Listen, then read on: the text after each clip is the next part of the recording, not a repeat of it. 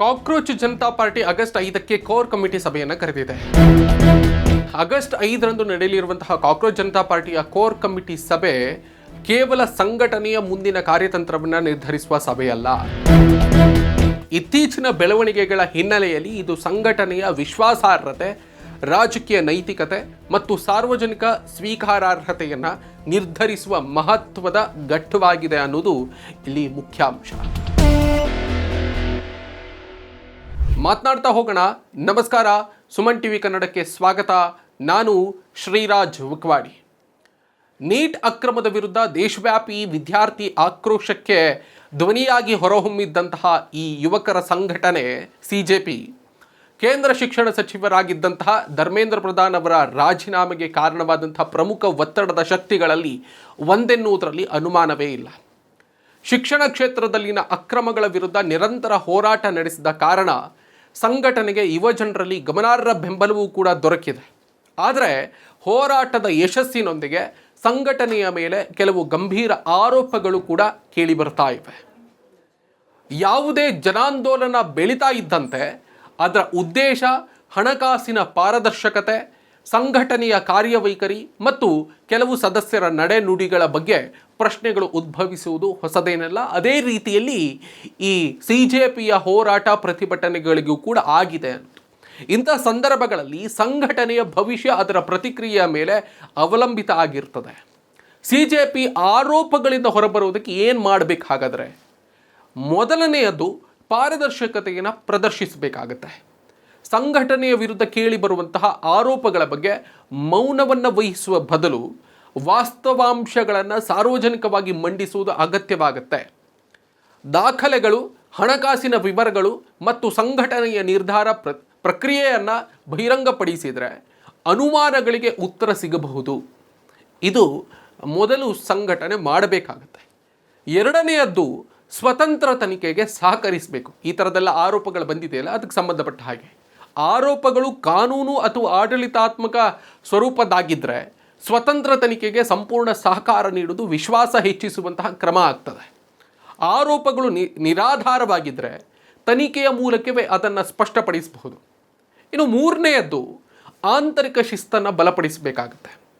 ಯಾವುದೇ ಸಂಘಟನೆಯ ವಿಶ್ವಾಸಾರ್ಹತೆ ಅದರ ಆಂತರಿಕ ಶಿಸ್ತಿನ ಮೇಲೆ ನಿಂತಿರ್ತದೆ.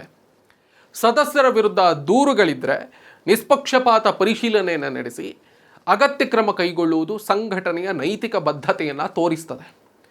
ನಾಲ್ಕನೆಯದು ವೈಯಕ್ತಿಕ ಪ್ರತಿಕ್ರಿಯೆಗಳ ಬದಲು ಸಂಸ್ಥೆಯ ಪ್ರತಿಕ್ರಿಯೆಯನ್ನು ನೀಡಬೇಕು.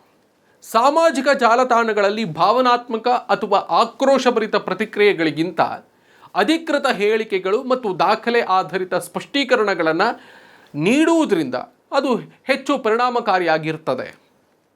ಇನ್ನು ಈ ಎಲ್ಲ ಬೆಳವಣಿಗೆಗಳ ಸುತ್ತ ಮಾಧ್ಯಮಗಳ ಪಾತ್ರ ಏನು ಅನ್ನುವಂಥ ಪ್ರಶ್ನೆ ಕೂಡ ಸಹಜವಾಗಿ ಉದ್ಭವ ಆಗುತ್ತೆ.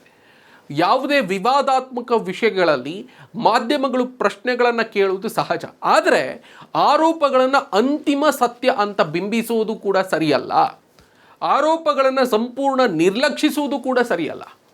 ಪತ್ರಿಕೋದ್ಯಮದ ಮೂಲ ತತ್ವಗಳಾದಂತಹ ವಾಸ್ತವ ಪರಿಶೀಲನೆ, ಎರಡೂ ಪಕ್ಷಗಳಿಗೆ ಸಮಾನ ಅವಕಾಶ, ಅಂದರೆ ಎಲ್ಲ ಪಕ್ಷಗಳಿಗೂ, ಎಲ್ಲ ಸಿದ್ಧಾಂತಗಳಿಗೂ, ಎಲ್ಲ ಧ್ವನಿಗಳಿಗೂ ಸಮಾನ ಅವಕಾಶ ಮತ್ತು ಸಾಕ್ಷ್ಯಾಧಾರಿತ ವರದಿ ಈ ಸಂದರ್ಭದಲ್ಲಿ ಅತ್ಯಂತ ಮುಖ್ಯ ಆಗುತ್ತೆ. ಸಿಜೆಪಿಯ ಆಗಸ್ಟ್ 5ರ ಸಭೆಯ ಮಹತ್ವ ಪಡೆಯುವುದು ಹೇಗೆ ಅನ್ನುವಂಥ ಪ್ರಶ್ನೆ ಕೂಡ ಉದ್ಭವ ಆಗುತ್ತೆ.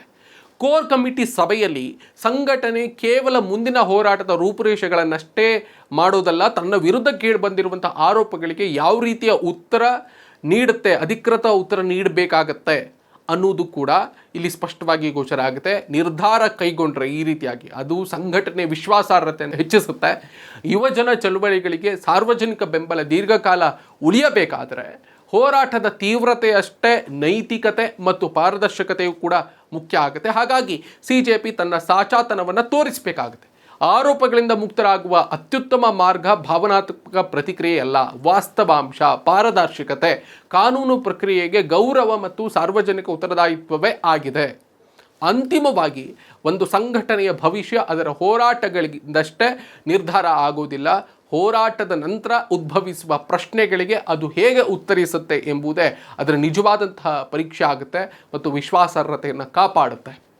ಮುಂದೆ ಅದರ ಒಲವು ನಿಲುವು ಏನು ಎನ್ನುವುದರಿಂದಲೂ ಕೂಡ ಈ ಎಲ್ಲ ಆರೋಪಗಳಿಗೆ ಉತ್ತರ ಸಿಗಬಹುದು ಅಂತ ಕಾಣಿಸುತ್ತೆ. ಕಾದ್ ನೋಡೋಣ. ಆಗಸ್ಟ್ 5ಕ್ಕೆ ಕೋರ್ ಕಮಿಟಿ ಸಭೆ ಇದೆ. ಯಾವ ರೀತಿಯಾಗಿ CJP ಒಂದು ನಿರ್ಧಾರಕ್ಕೆ ಬರುತ್ತೆ, ತನ್ನ ಮುಂದಿನ ನಿಲುವನ್ನು ಹೇಗೆ ಸ್ಪಷ್ಟಪಡಿಸುತ್ತೆ ಅನ್ನೋದನ್ನು ನೋಡೋಣ. ಅದರ ಮೇಲೆ ಈ ಎಲ್ಲ ಆರೋಪಗಳಿಗೆ ಉತ್ತರ ಸಿಗಬಹುದು ಅಂತ ಕಾಣಿಸುತ್ತೆ. ಆ ಒಂದು ಪಕ್ಷ ತನ್ನ ಸಾಚತನವನ್ನು ಇಷ್ಟೆಲ್ಲ ಆರೋಪಗಳು ಬರ್ತಾ ಇರುವಂತಹ ಸಂದರ್ಭದಲ್ಲಿ ತೋರ್ಪಡಿಸಲೇಬೇಕಾಗುತ್ತೆ. ನಿಮಗೆ ಈ ಬಗ್ಗೆ ಏನು ಅನ್ನಿಸ್ತದೆ ಕಮೆಂಟ್ ಮಾಡಿ ತಿಳಿಸಿ. Thank you so much. ನಾನು ನಿಮ್ಮಲ್ಲಿ ಒಂದು ರಿಕ್ವೆಸ್ಟ್ ಮಾಡ್ಕೊಳ್ತೀನಿ, ನೀವಿನ್ನೂ ಕೂಡ ಸುಮನ್ TV ಕನ್ನಡದ ಸಬ್ಸ್ಕ್ರೈಬರ್ ಅಲ್ಲದೇ ಇದ್ದರೆ ಈ ಕೂಡಲೇ ಸಬ್ಸ್ಕ್ರೈಬ್ ಮಾಡ್ಕೊಳ್ಳಿ. ಆ ಮುಖೇನವಾಗಿ ನಮ್ಮ ಎಲ್ಲ ಕಂಟೆಂಟ್ಗಳು ನಿಮಗೆ ಶೀಘ್ರದಲ್ಲೇ ತಲುಪುತ್ತೆ. ಈವರೆಗೆ ಈ ಒಂದು ಸ್ಪೆಷಲ್ ಎಕ್ಸ್ಪ್ಲೇನರನ್ನು ನೋಡಿರೋದಕ್ಕೆ ಥ್ಯಾಂಕ್ ಯು ಸೋ ಮಚ್.